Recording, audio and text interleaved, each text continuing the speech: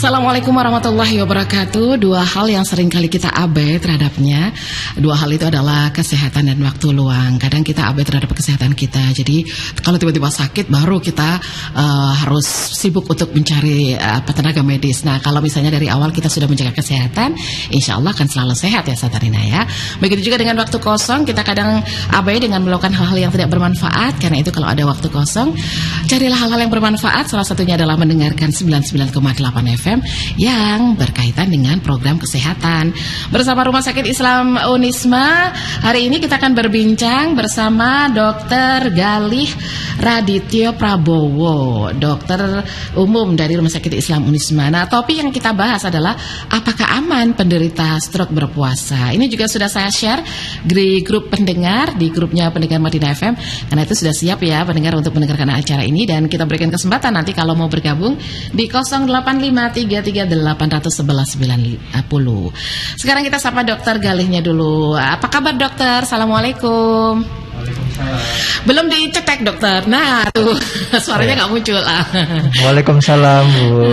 Sehat ya dokter ya? Ya alhamdulillah sehat. Dok, itu orang tuanya dulu suka paling sama Galih Rakasiwi dok ya. Namanya kok Galih gitu. Tadi saya guyon pendengar. Ini nanti ada Galih Rakasiwi itu bacanya Ratna itu di Kita Cinta dari SMA. Oh iya. Itu dokter belum lahir ya? Belum. Tapi kan ada remake-nya. Ada remake-nya ya. Ya Allah. Ini dokternya masih muda saat Wanina. Paling seusia dengan putra putri jenengan. Ya alhamdulillah. Kalau dokter dulu lahir sekitar itu saya baru lulus kuliah dok.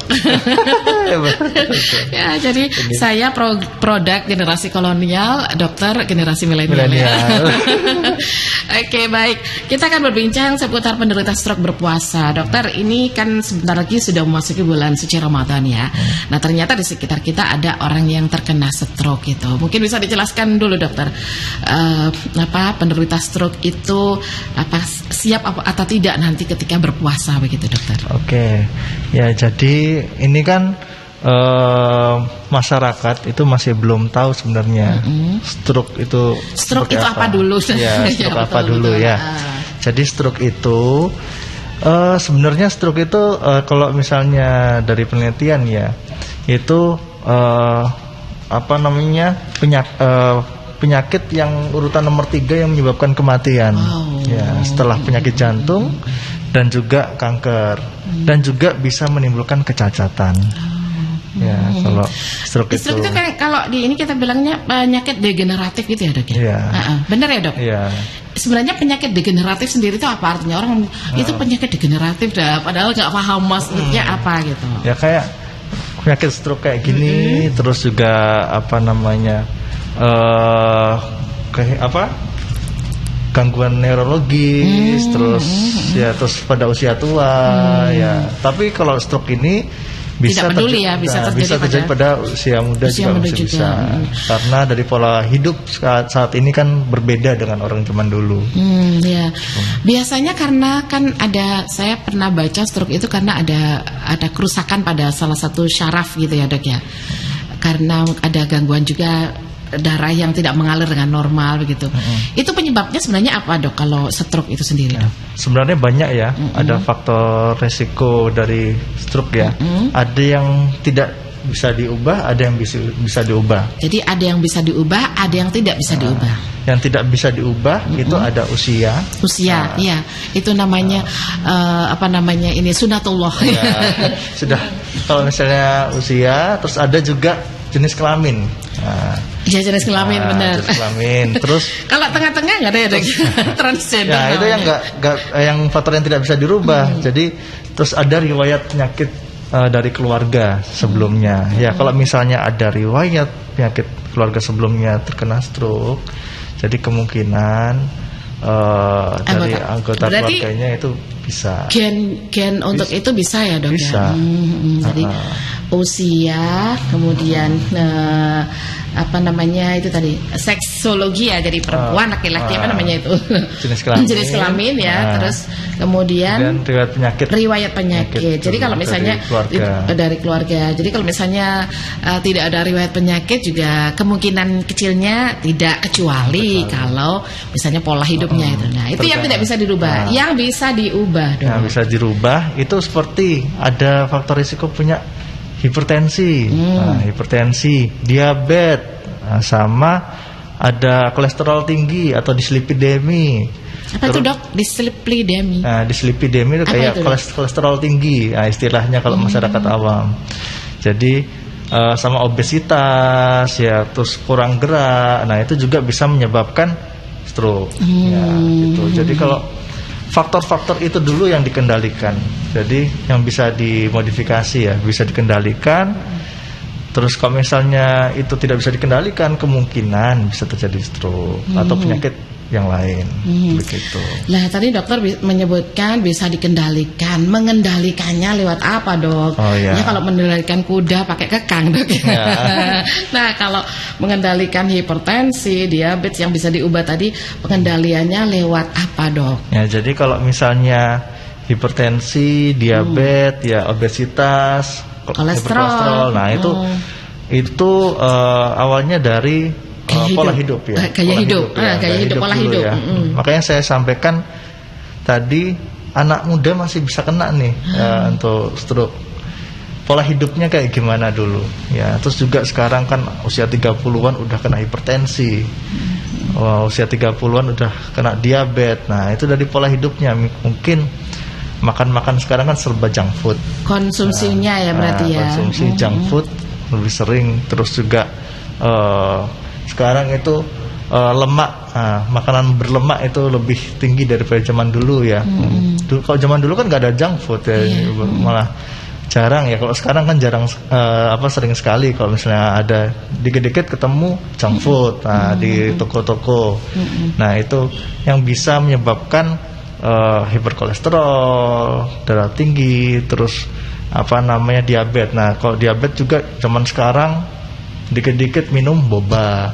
Nah, itu kan boba, terus teh gitu kan, minum. Minuman itu harus berhati-hati ya, dok ya. Kan, itu disenangi anak-anak milenial ini ya. Iya. Boba itu kalorinya tinggi sekali. Ya, jadi kalau keseringan minum boba ya itu nanti takutnya terjadi diabetes. Terus kalau misalnya tidak dikontrol dengan olahraga, pola hidup sehat, bisa terjadi seperti itu di usia nantinya dia.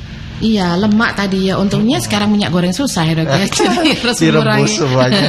Semuanya direbus. Nah, kalau seperti itu mengubahnya berarti dengan cara misalnya mengurangi atau tidak berlebihan gitu. Iya, nah, betul. Misalnya kalau sudah terjadi, apakah obat-obatan itu efektif, dok, untuk bisa mengendalikan itu, dok? Oke, jadi kalau misalnya sudah terjadi, misalnya terjadi hipertensi, darah tinggi, terus diabetes. Sebentar, dok, untuk hipertensi yang normal itu berapa, dok? Kalau hipertensi normalnya itu antara 120, yang sistol itu 120 sampai 139. Ya. Kalau yang berarti kalau di atas itu termasuk tinggi ya, harus waspada gitu ya. Kalau diastolnya yang bawah itu 80 sampai 89. 80 89. Oke. Ya. Kalau diabetes? Kalau diabetes itu kan pengecekannya itu ada gula darah acak ya. Kalau misalnya tanpa puasa terus diperiksa kapanpun ya, itu normalnya di bawah 200. Di bawah 200. Ya. Kalau harus di atas itu berarti tertinggi, harus tahu, harus bisa. Itu kalau diabetes itu berarti kebanyakan konsumsi gula ya, dok ya? Iya, betul. Terus kebanyakan konsumsi gula dan juga terjadi resistensi insulin di pankreas ya. Jadi ada kerusakan di pankreasnya itu ya, dari sel pankreasnya itu ada kerusakan. Jadi gulanya tinggi, insulinnya kan insulinnya itu untuk menstabilkan sebenarnya, fungsinya untuk menstabilkan gula di dalam tubuh. Itu terjadi resisten di sana. Ya. Gitu. Oke, terus yang obesitas ini, dok? Nah, obesitas kan berhubungan sebenarnya dengan. Jadi, apakah benar, dok, ini misalnya obesitas itu salah satu penyebab hipertensi gitu, atau karena hipertensi maka menjadi obesitas gitu, dok? Bisa berjalan sendiri-sendiri. Oh, berjalan sendiri-sendiri bisa. Ya, kalau obesitas bisa terkena hipertensi juga bisa, ya, terus terkena diabetes juga bisa. Ya, diabetes juga bisa, ya. Gitu ya, karena dari hiperkolesterol itu juga bisa. Nah itu tadi dok yang saya bilang, dari semua yang hipertensi misalnya kalau lebih dari 120, diabetes harus kurang dari 200. Nah itu apakah obat-obatan itu mampu mengendalikan gitu dok? Ya. Pertanyaannya tadi ya. Jadi kalau penyakit tersebut ya, hipertensi, diabetes itu memang untuk sembuhkan itu enggak ya, cuma mengendalikan ya, obat-obat memang. Jadi kalau misalnya menyembuhkan tidak, tapi mengendalikan. Artinya mengendalikan berarti menormalkan gitu. Iya. Jadi kalau misalnya dari iklan-iklan misalnya dari herbal itu bilang menyembuhkan, itu enggak. Ya, menstabilkan kalau misalnya dengan obat-obatan ya. Makanya dengan obat-obatan kimia itu penderita hipertensi dan diabetes itu harus rajin kontrol. Kalau enggak gitu itu akan tidak tahu tidak terkontrol. Terus juga harus rajin-rajin cek darah atau cek gula, harus rajin-rajin ya. Gitu. Soalnya banyak komplikasinya kalau dari darah tinggi sama diabetes ya, salah satunya stroke ini. Ya, komplikasinya. Gitu. Ya. Jadi kalau sudah misalnya tidak dikontrol, hipertensi, diabetes, kolesterol, obesitas dan sebagainya, tiba-tiba stroke. Nah, mungkin pertanyaan adalah orang kan kena stroke gitu. Sebenarnya tanda-tandanya dimulainya dari apa dok? Terus kemudian kalau misalnya di sekitar kita ada orang yang tanda-tandanya seperti itu, apa yang harus kita lakukan gitu dok? Jadi kalau stroke itu terjadi secara mendadak ya. Jadi tidak bisa direncanakan. Nggak bisa direncanakan.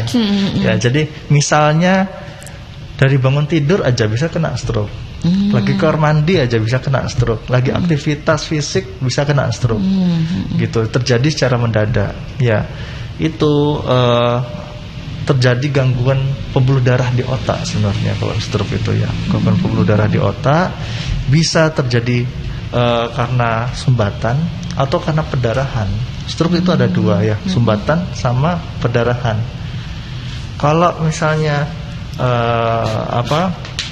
pendarahan itu atau sumbatan, kesadaran pun bisa menurun ya. Jadi masyarakat awam itu biasanya kan ada misalnya takutnya kalau ada saudara di rumah, itu cara mengetahuinya ini stroke apa tidak. Nah itu sebenarnya ada tipsnya. Ada tipsnya itu kalau tahunya itu kalau singkatannya itu FAST ya. FAST. FAST dari V atau F? F. Nah, F-nya itu dilihat dari wajahnya. Lihat dari wajah pasien, wajahnya asimetris atau enggak. Maksudnya asimetris itu bibirnya mencong gitu ya. Terus ada agak turun ke bawah, tidak bisa senyum. Senyumnya itu asimetris. Kalau kita kan biasanya senyum kan bisa simetris ya. Ya, simetris kanan 2 cm, kiri 2 cm. Itu tidak asimetris gitu. Tidak asimetris. Jadi kelihatan kalau misalnya stroke. Nah, terus yang kedua, A. Jadi AM-nya ya. Jadi kalau tubuhnya itu ada kekuatan ototnya salah satu sisi, itu kekuatan ototnya menurun. Misalnya tangan dan kakinya kekuatan ototnya menurun dan tiba-tiba tidak bisa berdiri atau misalnya tidak bisa jalan, itu secara mendadak. Seperti lumpuh begitu dok? Iya, kekuatan ototnya semakin bisa menurun. Kalau lumpuh kan benar-benar ya. Jadi ada tahap-tahapnya. Ada tahapannya. Ada yang kekuatannya cuma 4, ada 3, ada 2, bahkan 1 sampai lumpuh gitu. Ada. Terus yang S. Speech ya. Jadi bicaranya bicaranya itu terganggu, berbeda seperti kita ini. Mungkin cadel lancar gitu. Nah itu berarti cadel gitu. Jadi bicaranya tidak lancar. Jadi tipsnya kita bisa mengetahuinya dari FAST ini. Kita lihat wajahnya asimetris atau tidak. Kemudian kekuatan otot itu yang tahu kan dia sendiri ya dok ya. Kita bisa nggak melihat dia kayak tidak bisa punya tenaga gitu ya dok ya.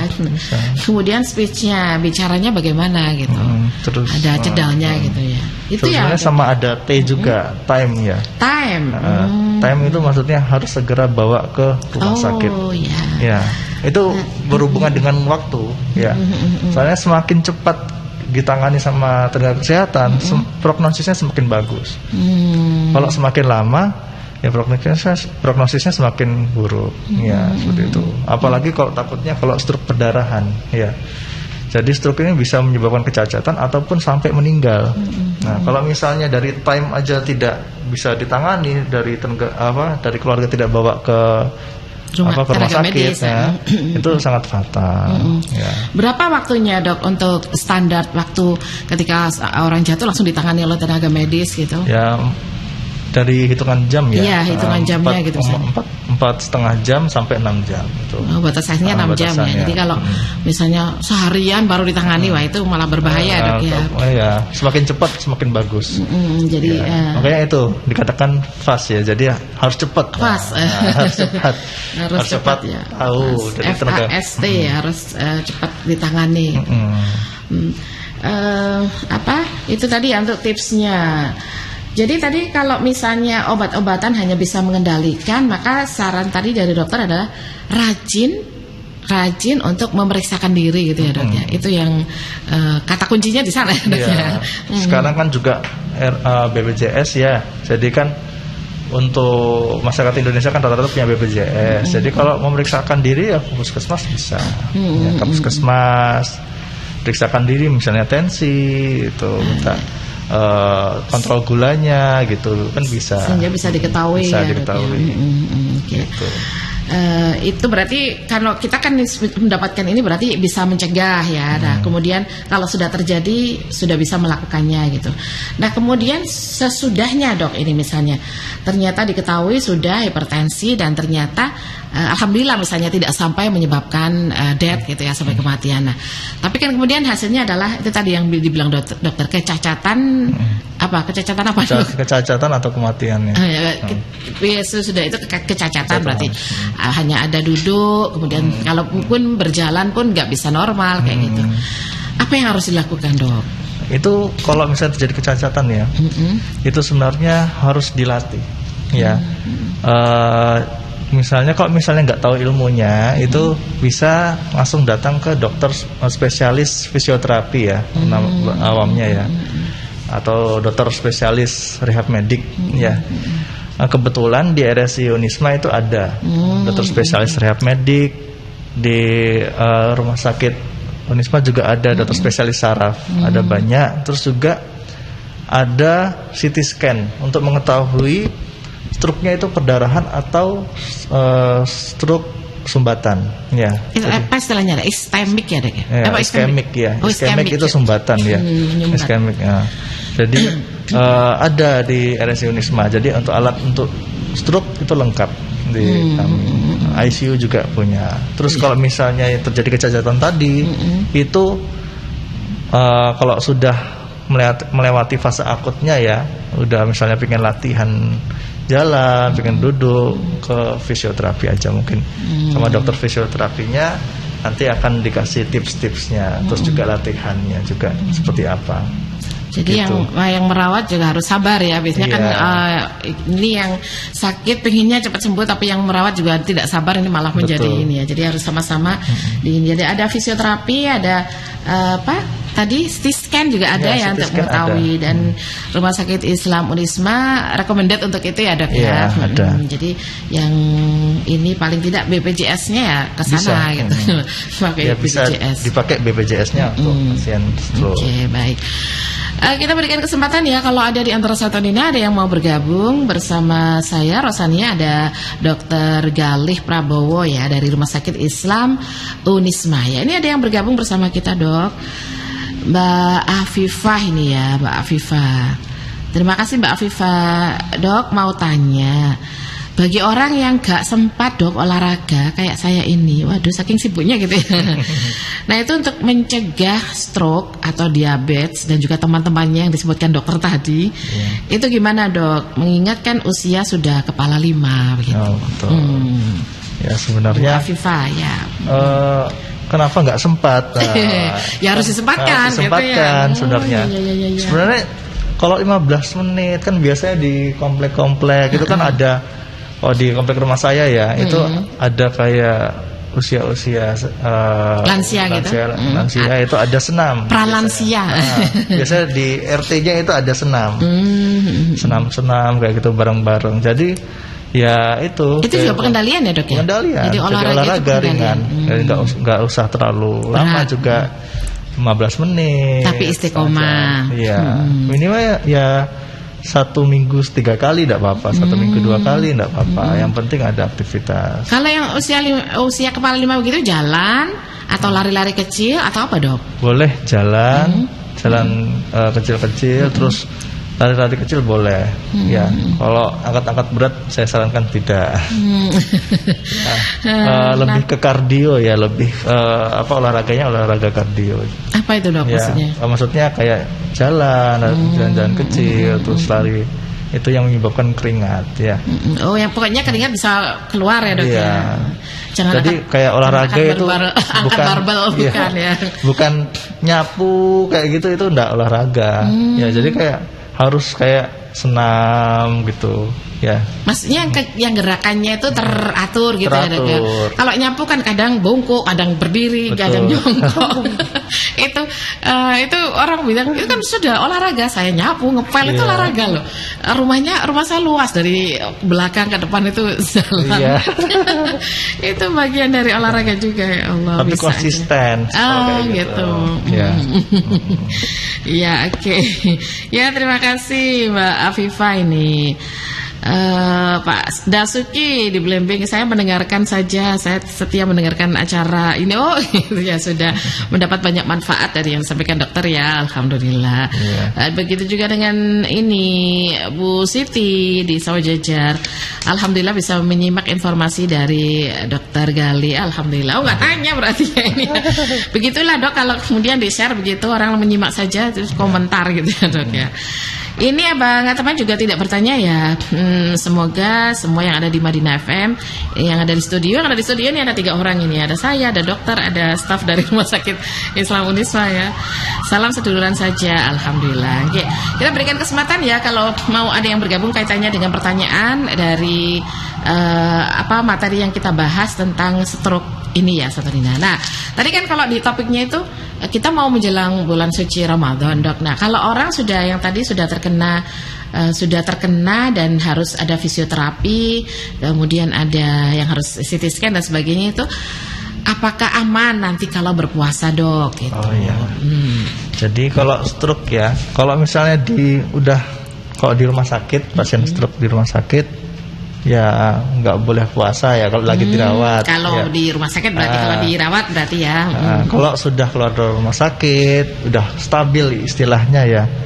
Istilahnya itu kalau stabil boleh berpuasa. Tetapi obat-obatan pasti ada kan. Pasti obat-obatan kontrol diminum, ya. Itu diminum nggak apa-apa pada saat sahur atau berbuka. Biasanya obat-obatan cuma sekali sehari kok. Ya. Jadi nggak perlu tergantung ya, kalau misalnya dari obat stroke-nya, misalnya stroke penyumbatan itu biasanya cuma sekali sehari, bisa minum buka atau sahur gitu ya. Kalau misalnya kuat, kalau misalnya nggak kuat ya pelan-pelan ya gitu. Jadi tidak harus dipaksakan harus sebulan penuh gitu misalnya ya. Dan lagian kan ada kemudahan ya, kalau kemudian orang sakit tidak berpuasa bisa mengganti di hari lain, tapi kalau tidak memungkinkan ya membayar fidyah kan gitu ya dok ya. Oke. Ya, pertanyaan berikutnya ini dari Mak Mah ini di Batu ya. Assalamualaikum warahmatullahi wabarakatuh dokter. Saya ini usianya sudah sepuh. Enggak, belum sepuh. 61 tahun dok, Masya Allah. Masih sehat ya berarti ya. Alhamdulillah. Itu yang cocok olahraga apa ya dok ya untuk umur yang setua saya ini? Oh iya.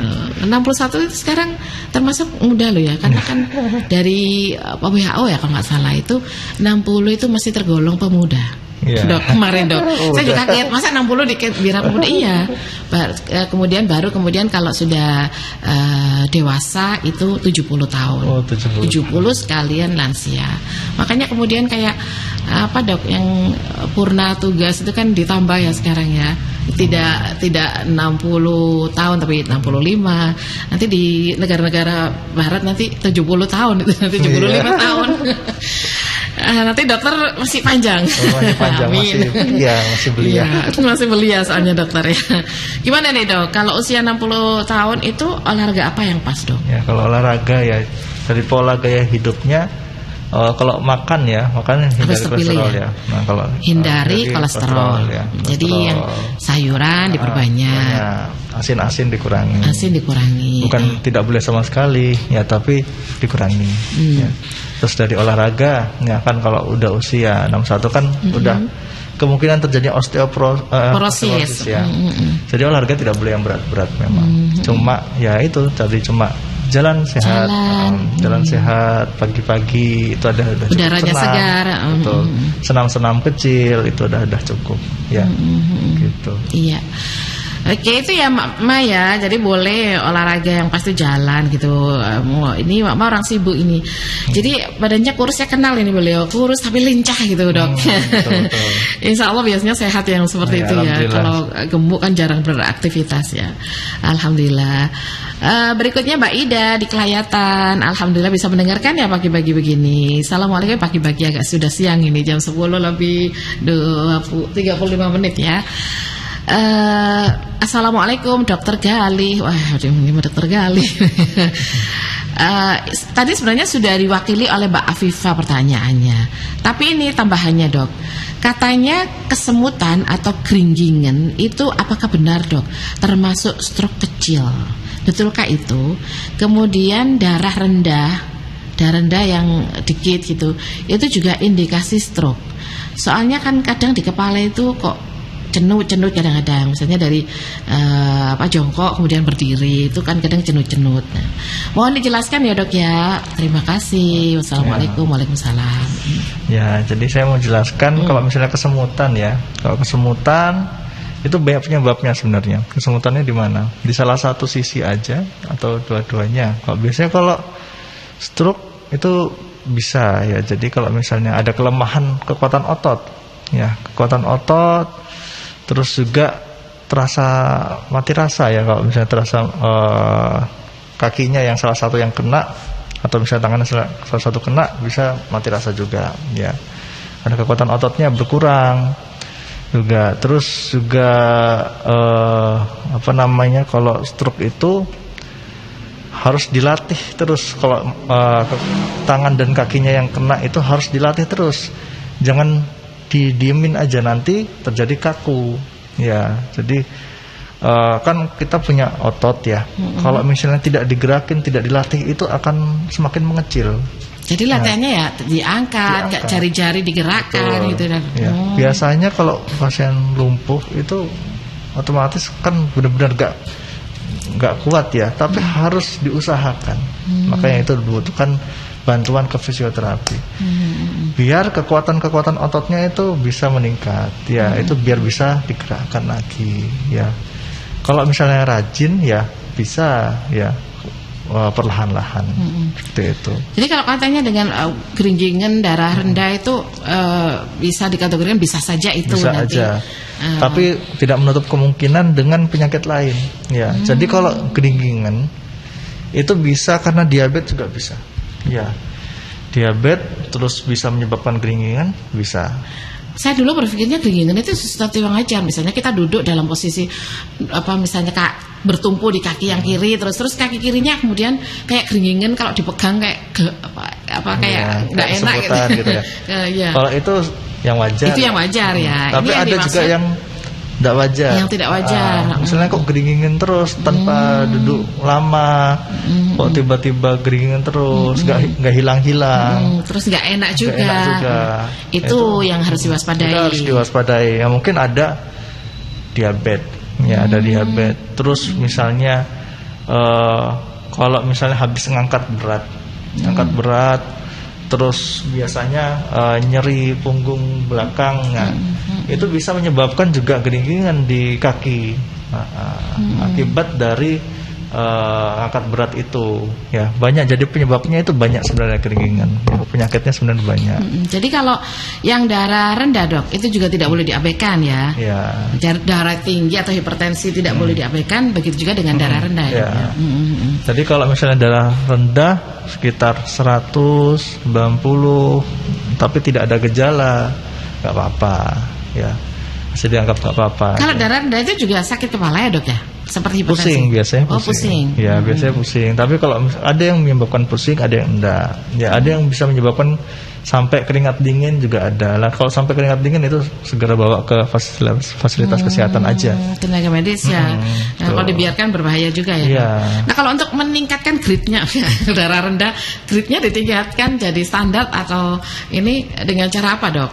Ya kalau darah rendah itu dari genetik juga bisa ya. Genetik ya. Genetik juga bisa. Terus untuk meningkatkan, nah kalau darah rendah kan otomatis kan pompa jantungnya menurun ya. Jadi otomatis meningkatkan aktivitas fisik aja. Gitu. Kalau obat-obatan kok darah rendah di fasilitas kesehatan. Kalau misalnya terjadi shock, kalau darah rendah itu bisa menyebabkan shock.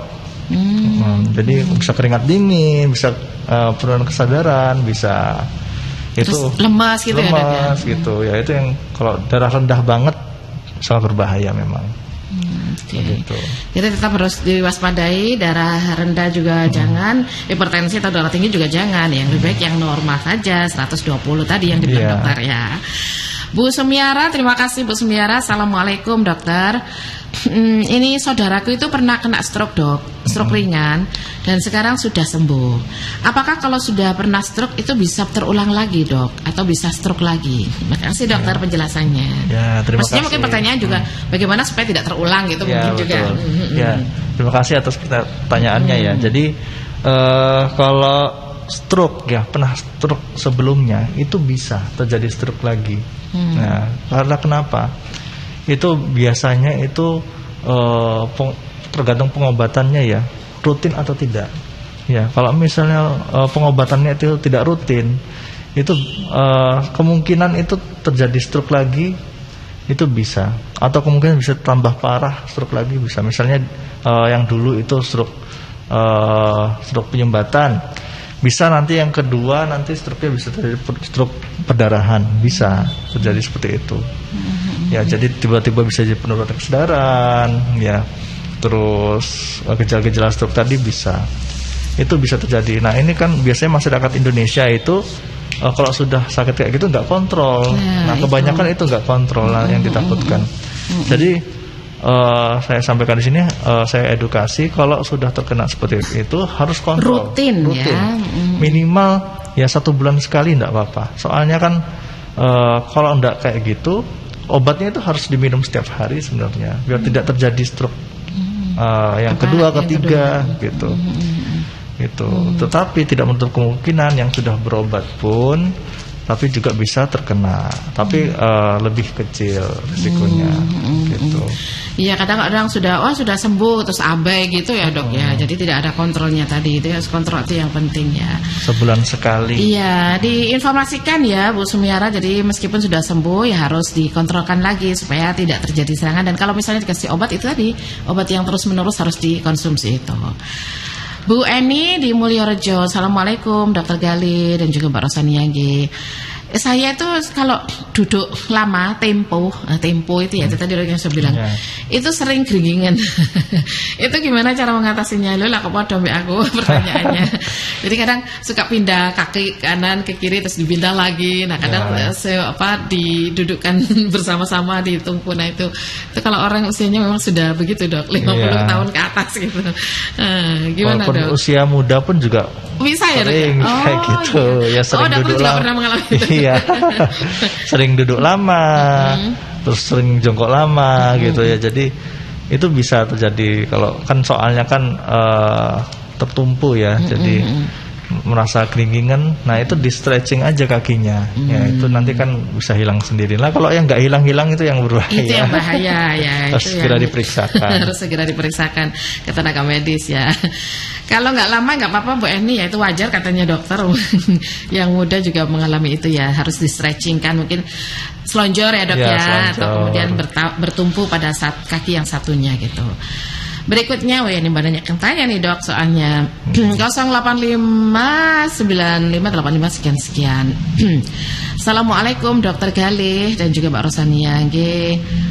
Kakak saya beberapa bulan ini tangan kanannya susah diangkat. Jadi kalau diangkat itu berat, terasa berat gitu. Sudah beberapa kali ke dokter dan ke lab. Lah kok katanya normal dok. Semua kolesterol, darah tinggi, asam urat itu katanya normal. Lah lantas apa dong penyebabnya dok? Gitu. Ini siapa ya Pak? Namanya kok belum pernah saya ini ya, di Jalan Semeru. Oh ini pernah masuk ini, belum tersave ini namanya, makanya nomor ya. Iya. Dokter bisa di. Jadi kalau misalnya tangan ini sudah 1 bulan ya katanya ya? Iya ini. 1 bulan. Sebulan ya? Ini. Beberapa bulan. Kakak saya beberapa bulan ini tangan kanannya susah bulan diangkat. Ya. Jadi sudah lama ya. Jadi kalau tangan saja itu bisa, bukan stroke juga bisa. Ya bisa terjadi, misalnya nggak bisa ngangkat, bisa kalau misalnya nyeri. Ada nyeri enggak? Kalau misalnya bisa terjadi bahunya itu kaku, bisa. Ya bisa juga terjadi karena penyakit saraf yang lain. Ya, kalau misalnya stroke itu terjadi mendadak. Ya, ke salah satu sisi tubuh, tangan dan kaki bisa kena. Nah, terus juga tadi seperti wajahnya itu bisa perot, terus bicaranya itu tidak lancar. Nah itu kalau misalnya cuma tangan aja, kemungkinan bukan stroke ya. Cuma kalau misalnya tangan nggak bisa, susah diangkat terus nyeri di bahunya, itu kemungkinan bukan stroke.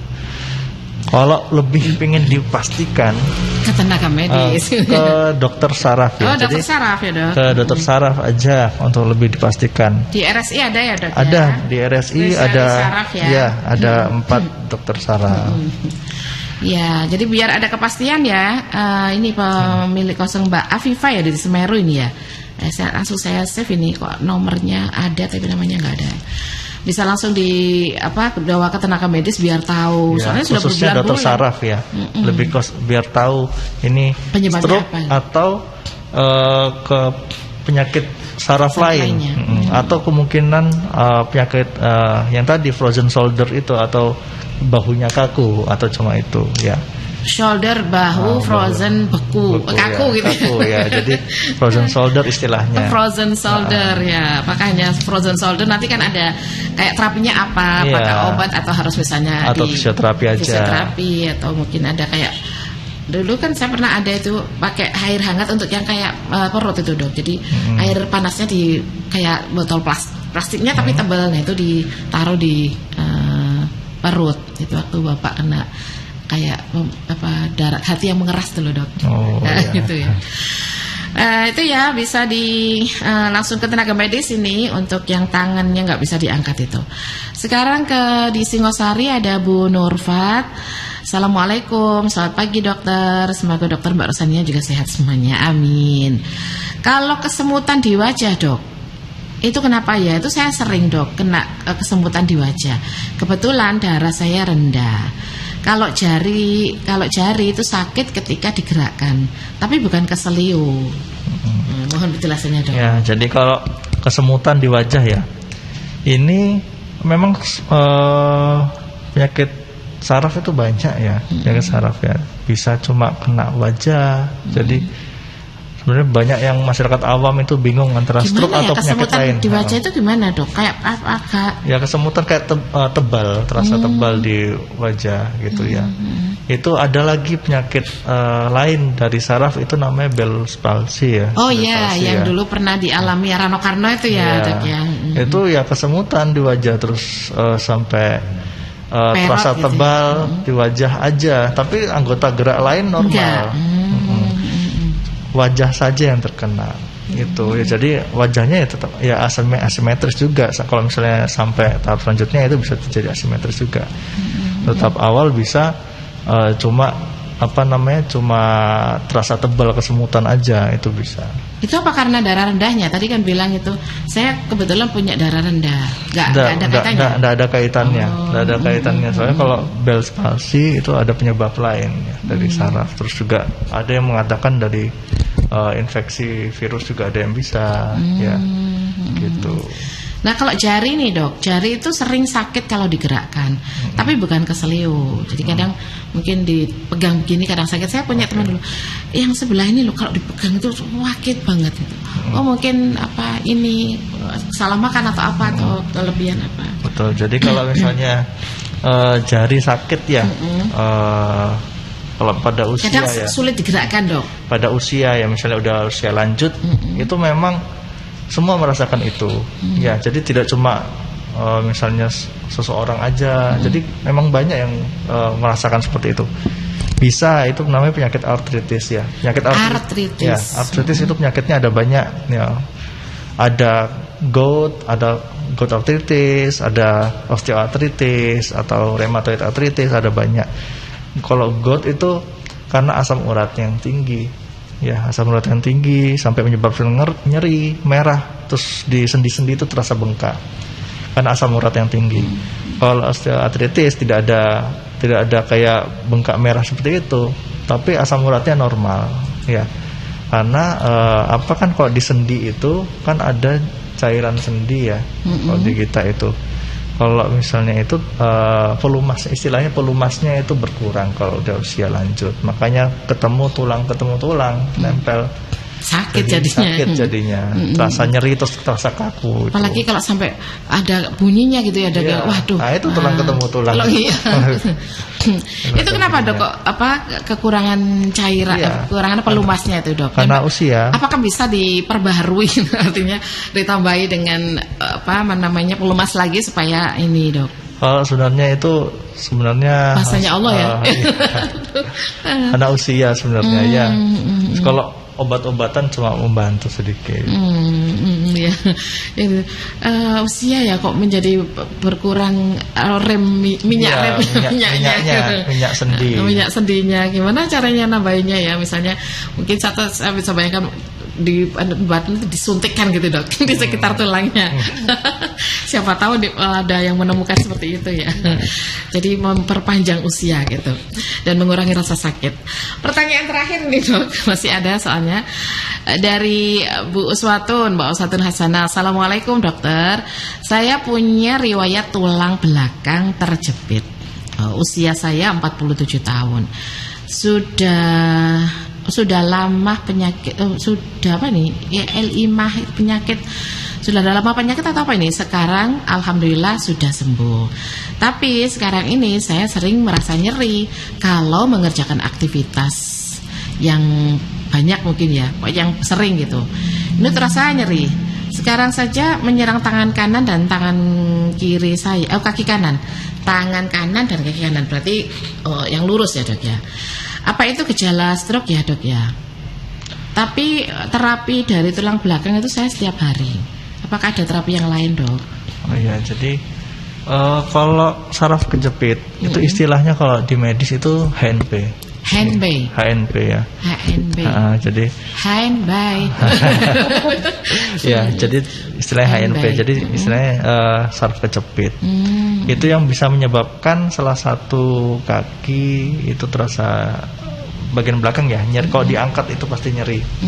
Nyeri terus kalau kesemutan ya itu bisa. Itu karena faktor karena salah misalnya salah ngangkat berat, sering-sering ngangkat berat itu posisinya itu salah. Ya, posisi ngangkat yang salah. Jadi sebelum sakit itu sering-sering angkat berat terus. Biasanya orang angkat berat itu langsung bungkuk gitu. Padahal itu kan yang salah, harus duduk dulu terus baru ngangkat. Lurus ininya lurus ya dok ya, tidak boleh langsung bungkuk gitu ya. Katanya begitu. Biasanya kan kalau pada ibu-ibu kan biasanya kalau di dapur ya sampah ya. Sampah itu langsung diambil aja gitu, enggak duduk dulu. Langsung berdiri terus dibuang gitu. Kalau bungkuk itu sebenarnya salah, langsung bungkuk itu salah. Ya, terus itu yang bisa bisa ya terjadi HNP itu atau saraf kejepit itu ya. Tapi kalau saraf kejepit itu bisa ya kena itu salah satu kaki itu atau dua-duanya juga bisa makanya nyeri. Kalau diangkat udah nyeri. Jadi yang lurus dari tangan kanan, kaki kanan itu akhirnya ikut menyerang gitu. Nah itu harus ada beberapa pertanyaan lagi ya, secara mendadak atau gimana kejadiannya itu. Pada saat aktivitas apa, nah itu harus tahu ya. Jadi kalau saya mau mengatakan itu stroke atau bukan, itu jadi harus penelitian dulu ya, diperiksa dulu ya. Harus lebih tajam lagi pertanyaan dan pemeriksaan itu harus lebih tajam lagi. Begitu. Jadi sebaiknya langsung diperiksakan saja ini ke tenaga medis. Ini juga sampai difoto ini dok, ikut terapinya ini ya, pakai apa namanya? Nggak tahu pakai apa ini terapinya ini, di foto-foto begini, kayak mungkin kayak terapi kejut gitu. Kalau lebih baik ke fisioterapi aja. Oh, ke fisioterapi ya. Ya betul. Fisioterapi untuk lebih pastinya ke fisioterapi. Karena itu kalau pasien-pasien HNP, gitu ya? Iya kalau pasien-pasien HNP itu biasanya ke dokter fisioterapi, juga ke dokter saraf juga, ya untuk mengurangi nyerinya. Terus untuk aktivitas fisiknya untuk bisa lebih baik lagi. Ya, itu ya Bu Suatun. Jadi langsung ke fisioterapi aja. Kalau di rumah sakit Karangploso ke RSI kan dekat ya. Bisa ke sana biar bisa ditangani oleh ahlinya gitu. Di sana ada spesialis syarafnya juga dan fisioterapi nanti ada tahap-tahapnya gitu ya dok. Betul, ya. Jadi ada. bisa diketahui sering apa enggak ini. Jadi mengurangi apa yang tadi kejepit tadi ya. Itu dialami bukan hanya oleh perempuan apa laki-laki tapi juga perempuan. Semuanya ya. bisa ya. Tergantung aktivitas fisik tersebut. Oke. Dok, waktunya nggak terasa ya tuh kan dok ya, 1 jam kayaknya cepat banget ya. Gitu. Oh iya. Ya, terima kasih dokter maksukannya katanya gitu ini. Iya Mbak Suatun, terima kasih kembali. Dok mungkin bisa direview tadi apa yang kita bicarakan kaitannya dengan stroke itu. Nanti kapan-kapan bisa diulang lagi tuh dok berarti ya kayak ditambah lagi kayak ternyata masih banyak tadi yang harus banyak di eksplorasi lagi. Oke. Monggo dokter, ada apa kesimpulan dari apa yang jadi kita kalau kesimpulannya, jadi kesimpulannya stroke itu jangan dianggap remeh ya. Karena penyebab kematian ketiga dari penyakit jantung sama kanker. Sama juga menimbulkan kecacatan. Ya. Itu yang biasa kalau kecacatan itu kan bisa membuat penderita stroke itu depresi. Yang dulunya sehat. Ya, dulunya sehat tiba-tiba kok seperti itu kok tidak bisa aktivitas, itu pasti akan menyebabkan depresi. Nggak mau makan. Nah, itu yang dari pihak keluarga itu harus mensupport. Pentingnya ini di sini. Pentingnya pihak keluarga untuk mensupport. Supportnya adalah bentuk apa? Makanan ya. Terus kasih support, merawat dengan kasih sayang. Terus nggak cuma merawat dan kasih sayang aja, terus mengajak ke fisioterapi, mengantarkan ke dokter saraf, mengantarkan ke dokter fisioterapi untuk nantinya bisa aktif lagi. Ya. Meskipun tetap dengan keterbatasan ya. Tapi harus perlahan. Ya. Minimal bisa jalan. Jadi kalau misalnya penderita stroke ya minimal itu bisa jalan, makan sendiri, mandi sendiri, itu udah kepuasan sendiri ya. Standarnya ya, kepuasan tersendiri ya. Untuk penderita stroke yang awalnya itu pada saat masuk rumah sakit awalnya itu tidak bisa apa-apa, ya itu sangat berpengaruh ya. Jadi emang bisa kalau bisa penderita stroke jadi depresi itu bisa. Mudah-mudahan kita diberikan sehat walafiat oleh Allah Subhanahu. Tapi kita tidak boleh apa yang saya bilang tadi. Jadi kalau sudah mulai usianya yang harus ada rutin ke dokter, silakan itu lakukan untuk bisa mengetahui kondisi kesehatan kita ya. Meskipun tidak merasa, saya nggak merasa sakit kok, tetap harus itu dilakukan ya. Paling tidak untuk mengetahui, siapa tahu hipertensi kita tinggi, diabetes dan juga gula kita. Jadi itu bagian dari kontrol diri kita terhadap kesehatannya.